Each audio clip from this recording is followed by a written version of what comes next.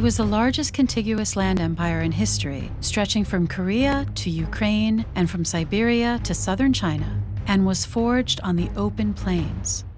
In the 12th century CE, before the Mongol Empire formed, the East Asian steppe was home to scattered groups of Mongol and Turkic pastoral nomads led by Khans.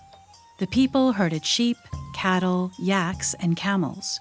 They lived in felt tents and moved between summer and winter campsites.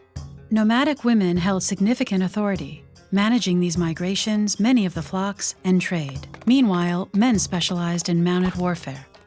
These nomadic groups often fought each other.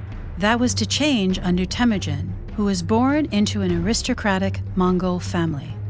Despite losing his father at an early age and growing up in poverty, he quickly rose to power by forging strategic alliances with other leaders. Unlike those Khans, Temujin promoted soldiers based on merit and distributed spoils evenly among them. His most brilliant move was to scatter the nomads he conquered among his own soldiers so they couldn't join together against him. These innovations made him unstoppable, and by 1206 he had united the people of the felt wall tents and become Chinggis Khan. The Mongols were shamanists, believing that the spirits of nature and their ancestors inhabited the world around them. Over all arched the sky god Tenggeri. Chinggis Khan believed that Tenggeri wanted him to conquer the entire world in his name. With the nomads of the Mongolian plain united, this seemed within reach. Anyone who resisted the Mongols was resisting Tenggeri's will, and for this insubordination had to die.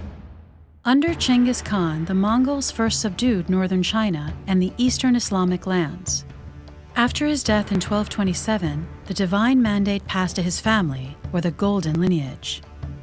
In the 1230s, Chinggis Khan's sons and daughters conquered the Turks of Central Asia and the Russian princes, then destroyed 2 European armies in 1241.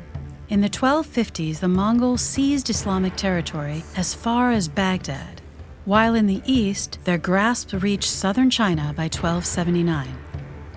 Life within the Mongol Empire wasn't just war, pillage, and destruction. Once the Mongols conquered a territory, they left its internal politics alone and used local administrators to govern for them. The Mongols let all religions flourish, as long as the leaders prayed for them. Although they routinely captured artisans, scholars, and engineers, they appreciated what those specialists could do and forcibly settled them across Asia to continue their work. The most valuable produce in the empire was gold brocade, which took silk from China, gold from Tibet, and weavers from Baghdad. Gold brocade clothed the Mongol rulers, covered their horses, and lined their tents. The Mongols particularly prized gunpowder technicians from China. With much of Eurasia politically unified, trade flourished along the Silk Road, helped by an extensive system of horse messengers and relay posts. Robust trade continued at sea, especially in blue and white porcelain, which combined white pottery from Mongol China with blue dye from Mongol Iran. But this was not to last. Succession to the Great Khan didn't automatically go to the eldest son, but rather allowed brothers, uncles, and cousins to vie for leadership, with senior widows acting as regents for their sons. By the 1260s, Chinggis Khan's grandsons were in a full-blown civil war over inheritance and fragmented the realm into 4 separate empires. In China, Kublai Khan's Yuan dynasty is remembered as a golden age of science and culture. In Iran, the Ilkhanate inaugurated the development of new monumental architecture and Persian miniature painting. In Central Asia, the Chagatai Khanate brought forth leaders like Timur and his descendant Babur, who founded the Mughal Empire in India. And in Eastern Europe, the Golden Horde ruled for years, until a trading post named Muscovy grew into a major world power. Even though the empire lasted only a short while, the Mongols left a legacy of world domination that remains unmatched today.